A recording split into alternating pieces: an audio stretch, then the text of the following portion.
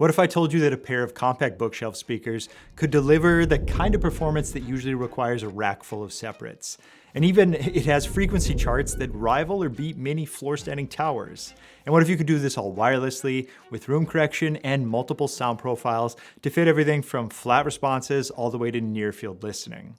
I'm Matt Kuykendall. I review everything hi-fi, new and old, budget outlandish, as well as many DIY designs. I'm also a contributing author for the Absolute Sound magazine, so I see a little bit of everything come through here. Today we're looking at the Econik 6 speakers with the Mundorf AMT upgrade. It's a German-engineered active speaker that's been running in the background at my house for a few months now. After spending all of this time, I've got a lot to share, the good, the great, and yes, a couple things you need to know before pulling the trigger on these roughly $5,000 speakers, depending on the configuration. Before we dive into the speakers themselves, let's talk about who Econik is, because they're not as well known in the US market just yet. Econik Speakers is the flagship brand of HiFi Pilot. Bear with me on some of the pronunciations here. It's a German company founded by Jens Hormann and Berthold Dobner, and that's based in Eisenach, just outside of Stuttgart. I think that's how you say that anyways. What's interesting is these guys didn't just wake up one day and decide to make speakers.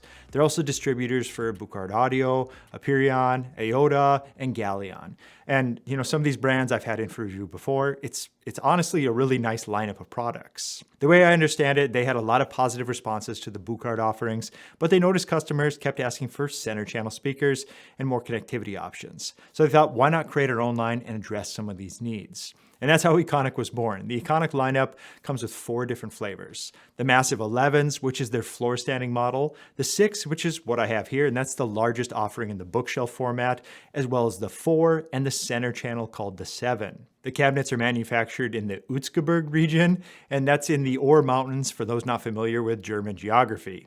I know I wasn't until I looked further into it. Something interesting about this region is they're famously known for high quality woodworking and folk art. Don't worry, we won't cover the folk art today, maybe next time. All that being said, the 6s are not some mass-produced product from an anonymous factory. This is German engineering meets German craftsmanship, and I think you can see that in my clips here. When you get these in your hands, the first thing that strikes you is the weight. Each speaker weighs around 26 pounds. For comparison, the KEF LS50 Mark II weighs roughly 22 pounds per speaker. That extra weight comes from thicker MDF walls, additional internal bracing, and those powerful driver motors that we're going to talk about in just a minute here. The build quality is immediately apparent. I won't be able to review the veneer quality on this set because, as you can see, I do have the matte white paint job. But what I can say is it is very well done. The ring around the AMT is what they call the Stockholm. You get 5 different color options you can choose here, or I should say 5 different veneers you can choose from when you build out a pair. The cabinets themselves are available in black, white, oak, walnut, and wild apple veneers. And having seen photos of all the finishes, I'm not really sure which one is my favorite. Maybe the walnut, but that's basically what I always go with for speakers. So maybe this time I'd pick the oak in this case. Nonetheless, pick which one suits your needs, and then move on to the tweeter selection. The review today is going to cover that Mundorf AMT upgrade, but these are also available with the C's Excel Dome tweeter for a discounted price. The configuration doesn't stop there. I'm personally a no cover guy on speakers. I just like to be able to see the drivers. I think a lot of you are like that too. But if you do need covers, these actually come in 6 different color variations, which is something that I haven't ran into before. It's a very high level of customization on these. Next, you're going to select your preamp options. You can choose from no preamp, which would have you connecting to these through the XLR inputs on the rear of each speaker, or the WiSA stereo hub for stereo, or the Surround Hub X for mixed duties, stereo or surround. Both hubs offer HDMI, streaming, room correction, and app controls. If you do go the route to the WiSA hub, consider picking up that Zen wireless mic and pairing it with the system. It's an additional $75 if you're purchasing this all as a bundle. It sort of felt like we were speccing out a new car here. I really do appreciate the way that they do this. When you're spending as much as this on a speaker, in my opinion, you should be able to get exactly what you want. And for the most part, this does execute the build process really well. Before we go into the technical and sound review, I just want to mention there's also a really solid RF remote control. It's the one associated with these hubs. Previously, I've had these show up before on Burkhardt products. It's a high quality remote. There's light up controls, basically how a remote should be instead of the credit card shaped remote. That's often the afterthought that tends to show up on way too many products. This one's a good one. Let's talk specs and technology, because this is where these really live. The Econik 6 is a fully active speaker system. This means each driver has its own dedicated amplifier. We're talking 150 watts per driver for a total of 450 watts per speaker. That's 900 watts for a stereo pair. Think about how far these active speakers have come along. As much as I do love the separate components, you can't deny that many of these active options they're complete powerhouses while taking up very minimal space. At the heart of the system, we have the star of today's show, I guess, the Mundorf AMT, or Air Motion Transformer. This isn't your typical dome tweeter. Instead of a piston-like motion like traditional drivers, the AMT uses this pleated diaphragm that squeezes air out kind of like an accordion. And as for a result, you get lightning-fast transient response and exceptional detail retrieval. When I was taking notes during my listening tests, I noted on more than one occasion its ability to just kind of totally disappear in space. I can only assume it's a combination of the transient response as well as the low distortion it puts out. During their design, they did prioritize keeping the distortion for the AMT extremely low by utilizing a high crossover point. In my opinion, it worked out really well. Below that, we have the 6.5-inch C's Prestige Series mid-range bass driver on the front. And don't worry, there's an identical powered 6.5-inch driver on the rear as well. This isn't just a tool for extra bass response. Depending on the DSP preset you choose, the speaker can operate as a 2.5-way or a true 3-way. But yeah, with that extra driver, it does dig way deeper than you might expect from a bookshelf of this size. Now let's touch on a hot topic, or kind of like the elephant in the room on this one, or maybe it's rather the lack of speaker cables in the room. These speakers use WiSA, which is wireless speaker and audio technology. This isn't Bluetooth, this is uncompressed 24-bit 96 kilohertz wireless audio, and it has less than 5 milliseconds of latency. It really gives you a lot of options. You could run a 7.1 full surround setup if you wanted with the Surround Hub X, or 2.0 or 2.0 with the stereo hub I'm using here. Something of note on the whole wireless theme, yes, we do lose the speaker cables, but don't forget each speaker does need to be plugged into a power source. So while it does open up flexibility options, you're still tethered unless you have that whole wireless power worked out in your home. I personally haven't figured it out yet. While we're talking about the hub, I wanted to clarify what you can actually do with it. For streaming, you have AirPlay 2, Google Cast, Spotify Connect, and most important to me, Tidal Connect. As for the TV integration, you get HDMI, which means one cable from your TV. And then, you've got dramatically better sound than you'd get from a soundbar, and you can easily switch between music and TV without any syncing issues. It's really simple to just switch back and forth between them. That's fantastic for all the hybrid spaces that have to share, their TV and their music. That's a lot of people. As for physical inputs, this one has 3 optical, 1 coax, an analog RCA, a 3.5, and a USB that could connect to a computer, for example. Another option you need to consider is to skip the WiSA hub altogether and utilize the XLR inputs on the back of each speaker. You do lose out on the wireless capabilities, but you gain the potential for a slightly better sound quality depending on the equipment pairings. And as a bonus, you can pair them with equipment that have more capabilities. I paired these with the new Eversolo T8 to handle the streaming functions. With this kind of change, I get all the streaming services and much more than what's offered in the hub. I have Eversolo's room correction, which that has extensive options. And I even keep the HDMI capabilities for TV, music, hybrid spaces.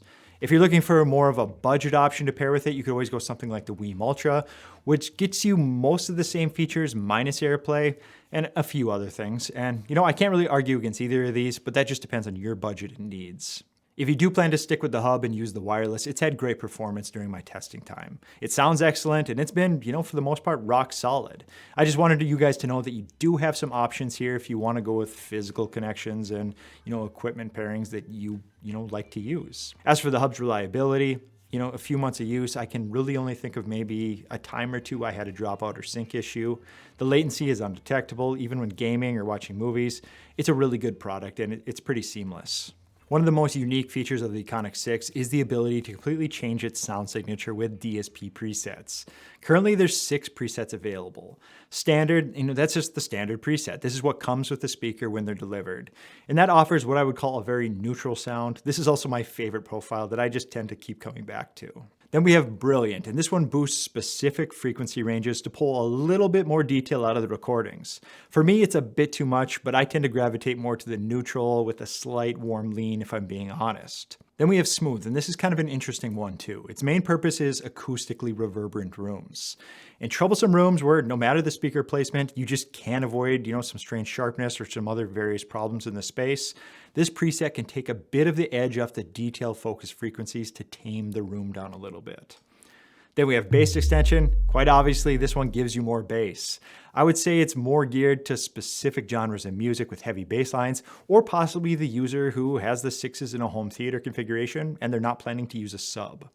Then you have close to the wall. You often hear about speaker placement on reviews. It's, a common thing to bring them out in the room so you avoid the boominess or bloated bass. In some cases, you just can't pull that off, and your speakers need to operate close to the wall. This tune will cut some of those lows so you can keep the sound crisp and clean. And then finally, you have the Studio Near Field. This studio preset was developed for professional use in recording studios. Flatter, more analytical response. I played around with it in another listening space that has the speakers in a near field configuration. It's a nice clean sound, but still in most cases, I did gravitate to standard. But this was possibly my second favorite profile here. To use these, you just download these from Econik's website, you throw them on a USB stick, and then you load them directly into the speakers. It's not as convenient as selecting them from an app where you could just, on the fly, change it as you wanted. That'd be a really nice feature to have here. But using the USB stick does work flawlessly. And honestly, once you find your preferred preset, you're probably going to stick with it all the time. All right, let's talk about how these actually sound. I've been using these primarily with the hub as it highlights a lot of the features without additional purchases. Getting into first impressions, starting with something that probably everyone knows, Nirvana's Come As You Are. The first thing that hits you is how the driver tune handles that iconic chorus riff with almost a sense of fluidity. As the sounds blend, it all just sort of works. Everything moves along with the music without any specific drivers drawing too much attention to themselves. You can hear the subtle guitar reverbs and every stick hit from Dave Grohl's drums with perfect clarity on these. But here's the crucial part. It's not analytical or cold. There's a silkiness to the presentation that keeps you engaged for really long listening sessions. Speaking on mid-range, switching over to Radiohead's Fake Plastic Trees, York's voice has this haunting presence that fills your room. The acoustic guitar has proper body, and you can almost picture him moving his hands across the frets. In the near field tuning, vocals take on an even more focused, intimate type quality. It's like he's singing directly in front of you. On to bass performance. Now let's address the low end with the White Stripes' Seven Nation Army. And yes, this is one of those tracks where you just have to, tend to crank it up a little bit. That iconic bass line was actually played on a guitar with an octave pedal. And I found that these speakers made that sound, it was honestly pretty massive, but at the same time it was very controlled. We're talking genuine low-end authority that you can feel with these. The rear woofer isn't just adding boom either, it's providing proper foundation to the music. Even when Jack White's guitar gets aggressive, there's no muddiness to be detected. Just a couple others that were noteworthy, throwing on Stone Temple Pilots' Interstate Love Song, the layered guitars separate beautifully, Scott Weiland's voice cuts through without any upper mid-range malice. And when that chorus hits, the dynamics they're explosive. These speakers tend to do really well with most modern day rock. Onto modern electric, testing these with The Weeknd's Blinding Lights, these 80s inspired synths, and some of the deep bass drops showcase exactly what these speakers can do. The bass extension is genuinely surprising for bookshelf speakers, and the AMT captures every vocal layer and synthesizer detail without any digital harshness. As for sound staging and imaging, playing Pink Floyd's Money from the Dark Side of the Moon, that cash register panning effect, it kind of circles your head. But more importantly, when the bass guitar and drums lock in, you feel as if you could pinpoint each instrument in their exact location. The soundstage extends well beyond the speaker boundaries. It's a really good listen. There really is something to that AMT. I also tested Foo Fighters' Everlong, and I had a few notes. One thing you notice is the resolution. You can almost hear the attack on each string. It's just a really nice sound. And then the air and space. There's separation between instruments that creates a live feel, and it's something that I was really coming to enjoy with these. And then there's fatigue-free listening. Even after a multi-hour session, there wasn't really anything to be noted there, which is great. As for the room correction in action, testing tools 46 and 2, I was dealing with a room mode that was causing some boominess from the kick drum. That bass correction was able to tame it without sucking the life out of Justin's bass guitar. It's not as sophisticated as pro room corrections, but for something that can operate from a free phone app, it works remarkably well. Now let's break down the pros, cons, and maybe who should buy this and maybe who might want to look elsewhere. Let's start with the pros. It's an exceptional sound quality that punches way above its size. Then there's that Mundorf AMT. It's honestly awesome. It's fast, detailed, never harsh. Build quality is reference grade. Everything is really well done here. There's pretty good connection options. Not everything, but most of what I prefer. Then we have room correction, and it actually works and is about as simple as it gets. An app, a mic, or your phone even, and a few minutes and you're up and running with it. Then we have all those DSP presets that we covered earlier, tons of flexibility there. And it simply has true wireless operation with no compression. This isn't Bluetooth, the quality is really there on this one. And 450 watts per speaker means dynamics for days. That's a lot of power on a speaker of this size. Now we need to touch on the cons. This is significant money, but when you figure no additional amplifiers, preamplifiers, streamers in a lot of cases, it really does level the playing field a bit. Also, there's no preset selection in the app. That USB loading you have to do from the back of it. I really wish this was available in the app. It would just really be nice to be able to switch those on the fly. There's no built-in streaming services. You get Tidal, for example, but you do need to use Tidal Connect. In my mind, that's fine because that's probably the route I would have gone anyways. For my resolution buffs, I do need to mention this is limited to 2496 audio over the wireless, if you call that limited. I still prefer a wired connection, but in all honesty, I think this resolution is more than enough 99% of the time. As for who should buy these, anyone wanting the high-end sound without a component rack. If you're space limited and simply looking for more of a minimalistic system, active is likely the way to go. This could also be for the user who values flexibility and they're more into the tech-based approach to music. We're talking a lot about DSP, room correction, filters, WiSA. It's more of a tech speaker, and for some, it's absolutely what they're going to gravitate to. And others won't, and that's no skin off my back. Shop what you prefer. There's plenty of options out there. Another person who might be interested in these is the design-conscious listener who, they just really gravitate to beautiful speakers. The white cabinets look really good here, but for me personally, some of the wood veneers would probably fit right in at my home just a little bit better. And of course, this could be the ticket for someone building a wireless surround system. Add the Econik 4s for rears, 7 as a center, and you can bypass the needs for speaker cables running from the front to the back of your room. I think we need to at least discuss who should be looking elsewhere. This might be the budget-conscious buyer. You can do active speakers for less. That's pretty obvious. It may not have all the same options and build quality or the power, but you need to weigh what you actually want versus what you need. And thankfully, there's a lot of options out there. Also, the person who, they want plug-and-play simplicity. They love those wires, the amps, the preamps, all that good stuff. If you're of the mindset that separates is the way to go, I don't think I'm going to be able to change your mind here, as I'm someone who enjoys everything from separates, integrated amps, to active speakers like these. Sometimes it's nice to branch out and see what's out there. The designs are getting really good, like on these 6s today. And maybe the analog purist who will never use any of the digital features. Buy what you want and need, but don't buy features that you'll never use. My final verdict, after spending months with the Econik 6, I can confidently say that these are some of the best active speakers that I've heard. The combination of engineering, the exceptional AMT tweeter integration, and the flexibility of DSP-controlled active designs, it creates something special and so flexible. Are they perfect? No, but nothing is. I wish the app handled the preset selection a little easier. I wish they were a bit more affordable. But what you're getting here is a complete high-end audio system in 2 beautiful boxes. No amp needed, no DAC needed, no streamer needed. It's all built in. I can't say for certain if the Mundorf AMT upgrade is absolutely worth the extra cost, that's $600 over the standard version, as I never had the standard in for review.